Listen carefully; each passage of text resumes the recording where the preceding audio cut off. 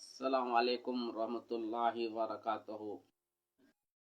मेरे मोहतरम बुजुर्गों, दोस्तों और मेरे अजीज साथियों, अल्लाह के लाख लाख शुक्र अदा करता हूँ कि नमाज पढ़ने का अल्लाह ने तौफीक दिया। और जिसको अल्लाह पसंद करता है उसी को अल्लाह तौफीक देता है नमाज पढ़ने के लिए। मेरे मोहतरम हजरात, किसी भाई ने कहा है कि हजरत शम्स रहमतुल्लाह अलैह का वाकया कि मैं थोड़ा सा बताने को आप लोग कोशिश करता हूं कि हजरत शम्स रहमतुल्लाह अलैह है कौन। हजरत शम्स रहमतुल्लाह अलैह है कौन, इनका चेला कौन है। आप ध्यान से सुने, अगर आप भगा दीजिएगा तो आप समझिएगा नहीं, अगर आप भगा देते हैं तो समझिएगा नहीं कौन है शम्स रहमतुल्लाह अलैह। आइए, शम्स रहमतुल्लाह अलैह किन के नस्ल में है, किनसे जा किन की नस्ल में मिलता है, आप ध्यान से सुने। कहने जाते सुन, दरूद शरीफ पढ़े करने से पहले अल्लाहुम्मा सल्ली अला सय्यिदिना व सफीना हबीबिना मौलाना मुहम्मद बारिक सल्लल्लाहु अलैहि वसल्लम अलैहि या रसूलुल्लाह सल्लल्लाहु तआला अलैहि वसल्लम। तो मेरे साथियों, शम्स रहमतुल्लाह अलैह ऐसे वली हैं कि इनके वाकया में यूं है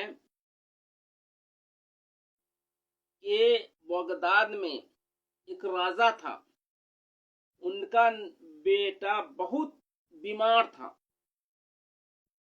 तो राजा बड़े बड़े हकीम को, बड़े बड़े डॉक्टर को दिखा चुका। तो कुछ मौलाना ने कहे हैं वो राजा को कि भाई एक जंगल में अल्लाह के वली है, उनसे दुआ करवा लीजिए, शायद आपका बेटा सही हो जाए, शिफा हो जाए। तो राजा खुद हजरत शम्स रहमतुल्लाह अलैह के पास वो राजा गया बगदाद में। तो कहते हैं कि हुजूर मेरे बेटे के लिए आप दुआ कर दें, मेरा बेटा बीमार है, शिफा के लिए दुआ कर दे, शायद बचे चाहे ना बचे। तो हजरत शम्स रहमतुल्लाह अलैह फरमाते हैं कि सही हो जाएगा, मगर आप लोग मेरे शरीर का खाल खिंचवा लीजिएगा, मेरे शरीर का खाल आप खिंचवा लीजिएगा। तो राजा ने कहा हुजूर मैं ऐसे क्यों करूं, आप मेरे बेटे के लिए शिफा के लिए दुआ करें, मैं क्यों ऐसे करूं, आपको खाल क्यों खिंचवाऊं। तो उस गांव के अंदर भी जो बगदाद के अंदर में थे वो भी बोले हुजूर ऐसा नहीं हो सकता है। शम्स रहमतुल्लाह कहते रहे कि यकीनन है कि तुम लोग मुझे शरीर के खाल खिंचवा लोगे। तो काफी जिद किए और हुजूर हजरत शम्स रहमतुल्लाह अलैह गए लड़का के पास। तो कहते हैं कि बाबू तुम उठ जाओ, तुम उठ जाओ, अल्लाह के हुक्म से। नहीं हुआ, दूसरे बार भी नहीं हुआ। तो शम्स रहमतुल्लाह फरमाते हैं ऐ लड़का तो उठ जा मेरे हुक्म से, तुम उठ जा मेरे हुक्म से। तो लड़का वो सही हो गया, यानी जिंदा हो गया, मरा हुआ था वो जिंदा हो गया। तो मेरे साथियों, उस टाइम को जो उलमा थे बगदाद के अंदर में, तो उनको शरीर का खाल खिंचवाने के फतवा लागू कर दिए। ये खुदा का दावा क्यों किया, ये जब इन्होंने कहा अल्लाह के हुक्म से जिंदा हो जा, नहीं हुआ तो ये अपने आप को बोले कि मेरे हुक्म से जिंदा हो जा। वो लोग आम आदमी समझ रहे थे, शम्स रहमतुल्लाह अलैह को लोग आम आदमी समझ रहे थे। उन्होंने दुआ कर दी, जिंदा उनका औलाद हो गया और शरीर का खाल खिंचवाने का फतवा लागू कर दिया गया। तो शम्स रहमतुल्लाह फरमाते हैं कि तुम लोग मुझे शरीर का खाल खिंचवाने मैंने बोला था, तुम क्या खींचोगे, मैं ही खींच के दे देता हूँ। हजरत शम्स रहमतुल्लाह अलैह अपने सरों का बाल पकड़े और खाल खींच के दे दिए, वो राजा का हवाले और उस टाइम के जो उलमा थे उनके हवाले। उनको जो राजा थे, जो बादशाह थे उस टाइम में, तो उनको बेटा ने कहा कि मैं राजपाट सब कुछ दौलत छोड़ता हूं, मैं इस जगह पे नहीं रहना चाहता। जो अल्लाह वाले को जो बुराई करता हो, अल्लाह वाले को जो बुरा वाला कहता हो, मैं ऐसा बादशाह मुझे नहीं लेना है, मैं इनके साथ जाना चाहता हूं। राजा ने कहा तुम्हारी मर्जी है, तुम इसके दुआ से, इनके वजह से तुम जिंदा हुए हो, तुम्हारी मर्जी, तुम जा सकते हो इनके साथ। उन्होंने, उनका बेटा, राजा का बेटा उनके के साथ आ गए। कहा? रूम में। एक रूम ऐसी जगह है कि जो, तो रुमाहियां भी इनके सताने वाला काफी मिल गए, इनको भी सताने वाले इतने जुल्म इनको करने लगे। हजरत शम्स रहमतुल्लाह अलैह भी बहुत जुल्म करने लगे। इनका जो मुरीद था, तो शम्स रहमतुल्लाह अलैह के पूरे शरीर खाल खींचा हुआ, तो खून बह रहा था। किसी दुकान पे गया, कसाई की दुकान, भाई तुम गोश्त दे दो, मैं भूखा हूं, मेरा उस्ताद भूखा है। उनके मुरीद गए थे, तब लेकर आए गोश्त। शम्स रहमतुल्लाह फरमाते हैं अपने मुरीद को कि बेटे तुम जाओ, किसी दरवाजा पे आग मांग के लाओ, एक गोश्त को भून के हम दोनों मिलके खाएंगे। तो उनका मुरीद यानी हजरत शम्स रहमतुल्लाह अलैह के मुरीद वो गए आग मांगने के लिए, किसी ने नहीं दिया। गांव में यानी रूम में कोई भी नहीं दिया आग।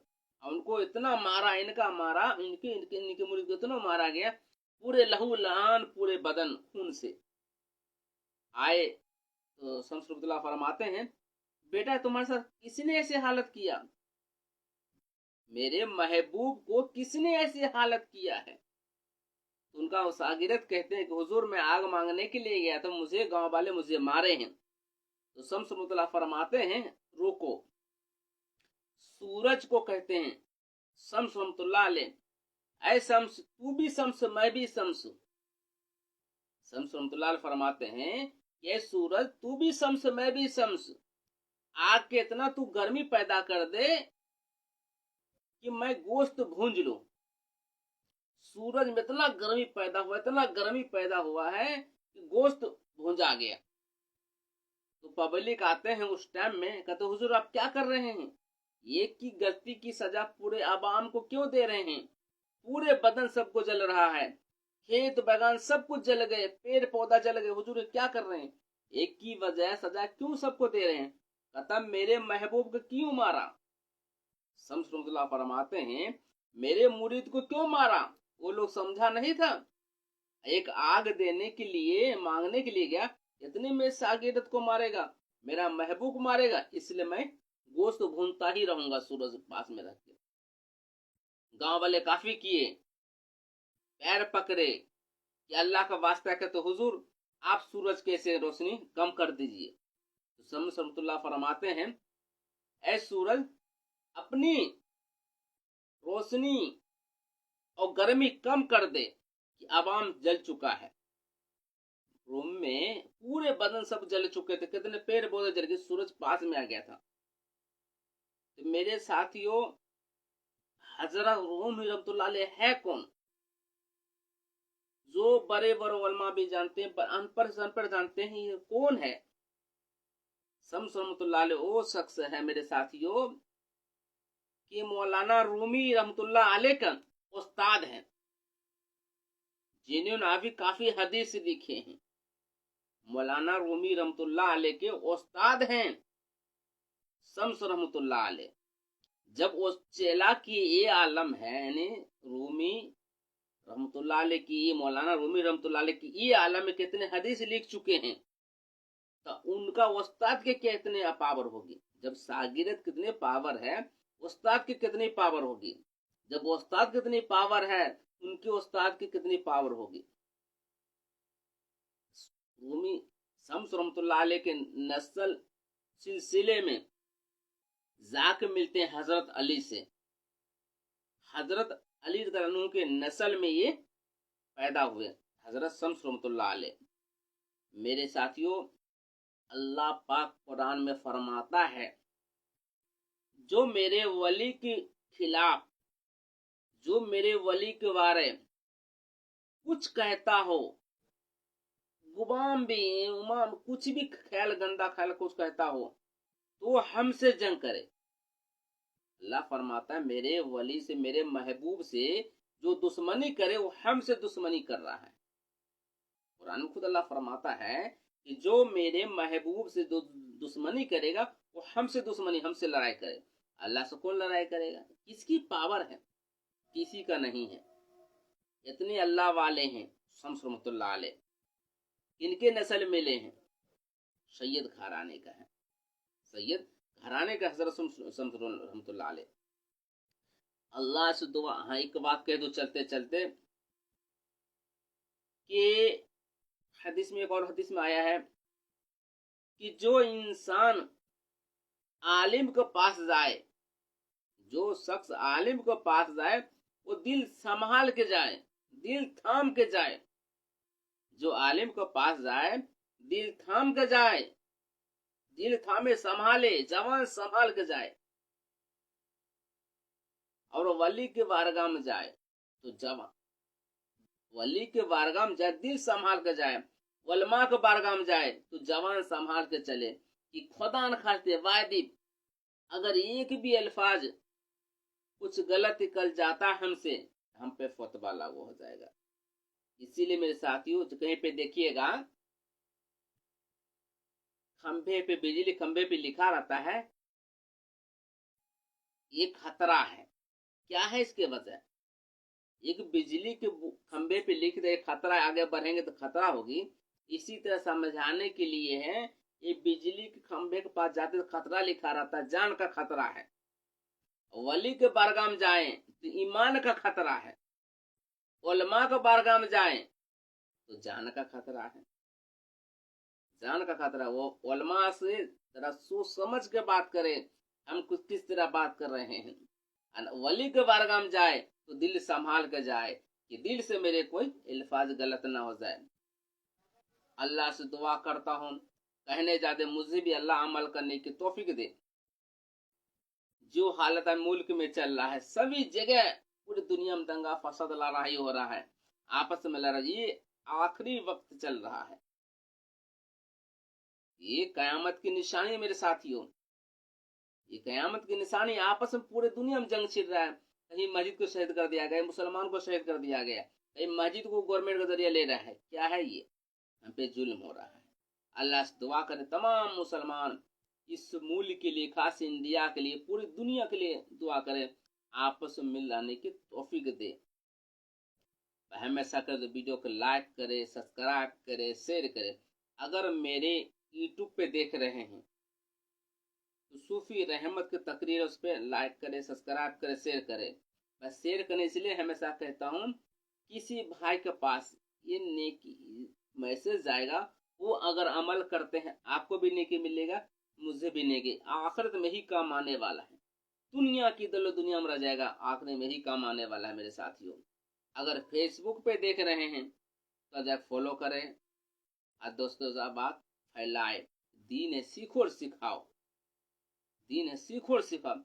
जितने आप जानते हैं मेरे साथियों, अगर उतना बात कोई भाई के पास कहते हैं तो अपने पूरे फैमिली में बैठ के, बीवी हो, बच्चे हो, माँ हो, बाप हो, अगर दीन के बात, छोटी बात करते हैं, पूरे फैमिली में कोई भी अमल कर ले, पूरे घर में मसला सुधरने का होगा।